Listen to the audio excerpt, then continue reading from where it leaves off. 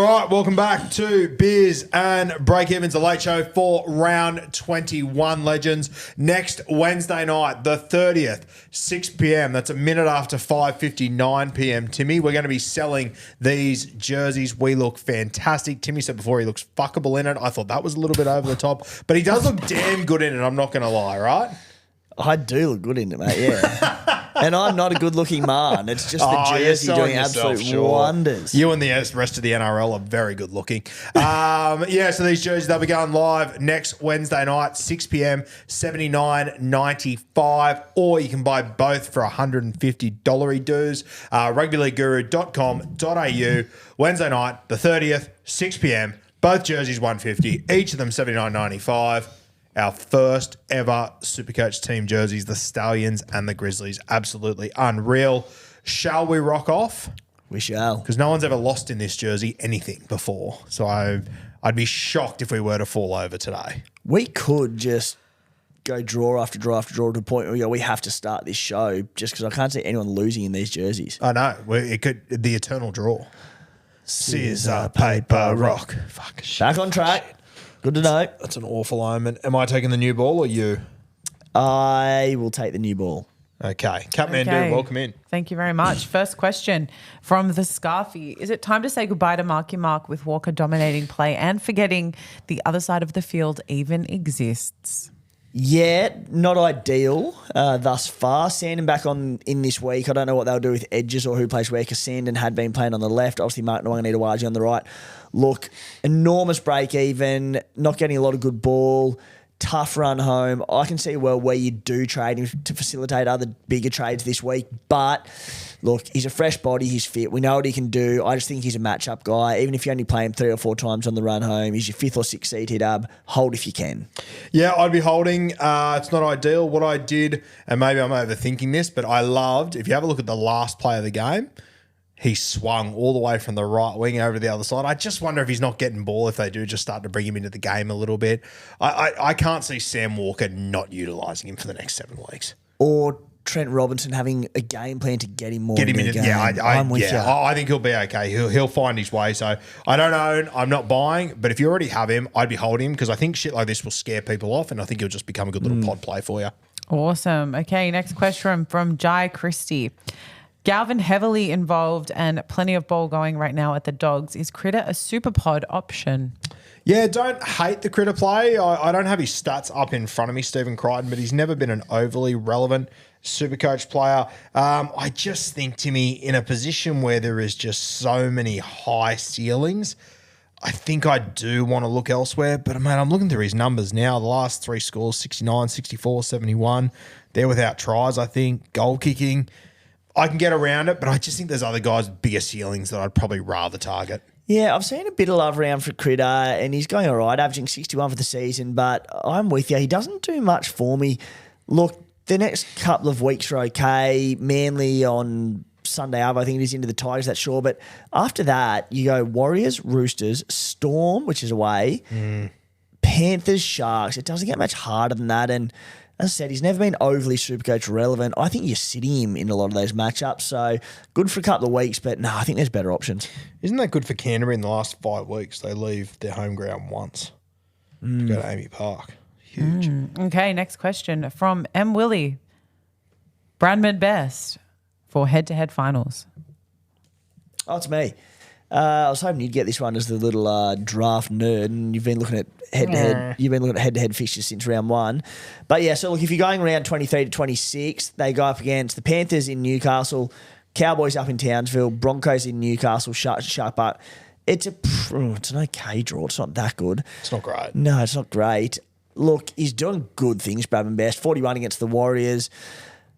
I don't know. I think as it stands, if you're going to go a super pod at the Newcastle Knights for the run home, it's Dane Gagai. Kicked a few goals on the weekend as well after taking it back from Hastings. Yeah, I'd go Gagai ahead of him in the same team. Yeah, no thanks. Round 21 this week. Plays the Canberra Raiders, then he has a bye, then he plays Penrith. Arguably the 2 best teams in the competition. He's got a break even of 113. I'd be happy to look at him in round 24. Plays Cowboys, Broncos, Sharks, Eels. Love 3 of those matchups. Trading him in now I think is crazy. No thanks. Okay. From B. Curran, Only 2 of the 3 can come in this week. Who misses out of Cleary, Haas, or Lomax? Only 2 of the 3 can come in this week. The 2 I would bring in from that list are Cleary and Lomax. I would be happy to wait a week on Payne Haas and just see what's doing there. They're the 2 that I would prioritise this week. Not much trade there, mate. I'm with you for a change. I think they're the 2 picks. And as good as I think Payne Haas is as a buy this week, with that injury concern, you can possibly wait a week. Yep. All right, sweet. From Bill Mitchell, Keon for a Penrith pod, thinking, yo. I like it. I do. He's a bit boring, but he's 536K. Back rows are dropping like flies. He's had some pretty good rests, and he played less minutes at different stages throughout Origin. Workload probably dropped a little bit, but like this is a bloke, he's basically 52 per game. That'll get up closer to 55 to 60, I think, on the run home, playing big minutes. Soft drawing coming weeks. You know, he scored 1 try all year. I think he had a couple of assists early in the year.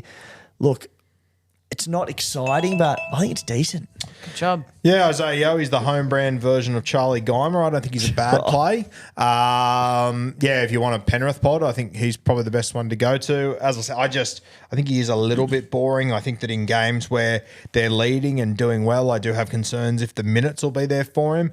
But, you know, he's picked up a few attacking stats throughout the year and whatnot. So, yeah, I'm not against it. I think I would, like, personally, I don't know what his price is at, but I think I'd rather take a punt on like Olakwatu than Isaiah Yeo personally. Well, I know he hasn't set the world alight. Angus Crichton's 590. If you get an extra 60K there, just a lot more attacking upside. Yep. I do prefer Angus Crichton, but I think at the price, I think he's a good buy, yeah. Yeah, Olakwatu's only 60. He's 660K. I prefer both those guys. But yeah. Okay, cool. Final question until we get to the interesting question that you are going to ask. But thanks, Caddy. You're bored. Sorry to keep you up. Wow. It's not what I meant, but anyway.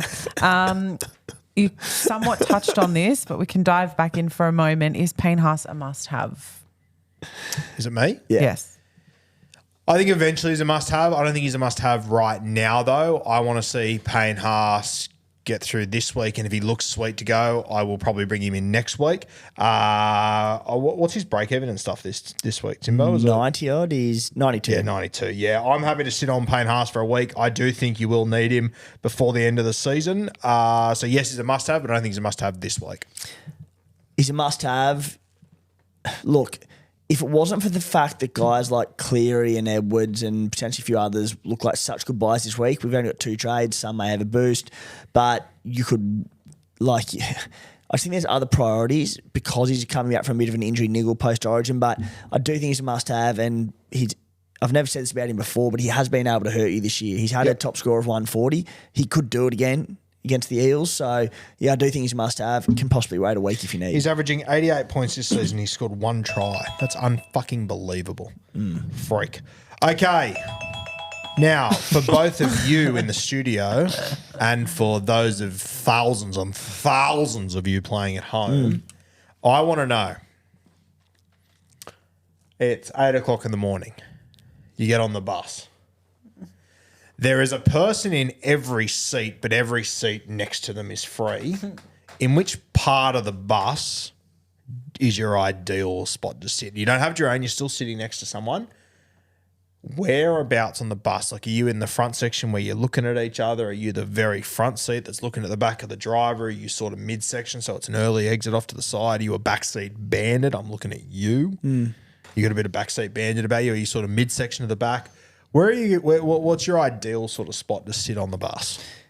Yeah, I think you've got me. You've been a backseat bandit. I'm heading up there. You know, you go up sort of the slope as well. You get a bit of elevation as well, which I quite like. You can sort of look down on everyone else as well. And I like it up the back. And you can sort of avoid a lot of the hustle because up the front side of it, when people get on and pack in like sardines, they're all up the front. I feel like you can get a bit of space up the back because no one goes up and stands on the slope unless it's properly chockers. So, yeah, further to the back and just jumping on next to someone for sure. Kat? Yeah, so I always liked the seats that are just up on the Well, no, like I'm talking like it's past tense. Like I don't really take buses these days, but like in school I took buses very regularly and I always had my go-to spot, which was, as you're saying, the elevation. I like the first or second row where you can kind of see over the heads and you know what's Easy going escape. on. People that pick the one right before the elevation where you're almost like there's no window. Yeah, Like the yeah, window's yeah. higher than your head. I always wondered what the appeal was with that. Yeah. It's a bit of a Twilight Zone, that Right, one, isn't it? right. Yeah. But yeah, I'd say probably that one. Also depends how long the ride is. If I'm about to get off, then I'll just sit anywhere. If it's a short ride, you get close to the exit right and get out of there. Exactly. I What think about you? I am seat closest to the middle exit. Is where I like to take. In front or behind? What? In front of the middle exit or behind it? No, like in line with it. Oh, yeah. That is the seat that I was just saying. Well, I think there's two there, but as I said, there's someone already sitting there, so you're gonna be sitting in the aisle anyway. I think. Plus, you've got the beautiful view of the double window door. You can see plenty out there, so that's where I would sit personally. Well, the good news is none of us are taking each other's seat. Yeah, that's No. true. yeah, where we can all sit on the bus comfortably. Be weird if we all Three of us. to go get the bus together. Like, do you sit with me or we just brushing each other anyway? Do you used to get a school bus? Do you used to get a bus to school? When I was a young tacker, I was, but Coomer's pretty small, so I walked to school for most of my life. How far was the walk? 15 minutes, 10 minutes. Yeah, okay, and you were always a bus. Oh, Just go fuck I'm myself. so That's fine. sorry. No, it's fine. Honestly, I didn't even actually want an answer. I was just asking into the abyss. That's fine. You'd have been- That's the late show for you. You'd have been a bus guy. And it's a 6:14 out of Mass Compton. 6:14. I was a 6:04. Well, I was a 6:04 in the morning, 6:14 in the Arbour. No way. What time do you get to school? That is No, so that's the name early. of the bus, No, not the the bus time. numbers. Oh my God! Say get to school at 6:45. You would have shit yourself when I was on the 303. Goodness me. That would have panicked you. Wait, so you two were on the same bus? Yeah, that's interesting. They were No, completely inversed. different parts of Sydney, just same bus numbers. I was on Green Triangle. Is that how they did them? That was the infant school one, yeah. Blue That's nice. Circle. Yeah. Shout out to our friend of the show, Chris Talakai, who'll be tuning into this. Oh, who yeah. used to make my bus rides to school just 35 minutes of Soldier Boy that used to fucking ruin my life. Was that was like your peak music listening then? It would have been because I was Yeah. forced to. It's actually the last music guru listened to. It probably is, yeah. It rattled the living shit out of me. Okay. Are we done? Yeah. Early finish. Yeah. Next Wednesday, 6 p.m. 30th. 6 p.m. 30th. Jerseys. $79.95. 150 for both. 6 p.m. 30th. Look good. Rugbyleagueguru.com.au. Look good, feel good. Play good. Oh.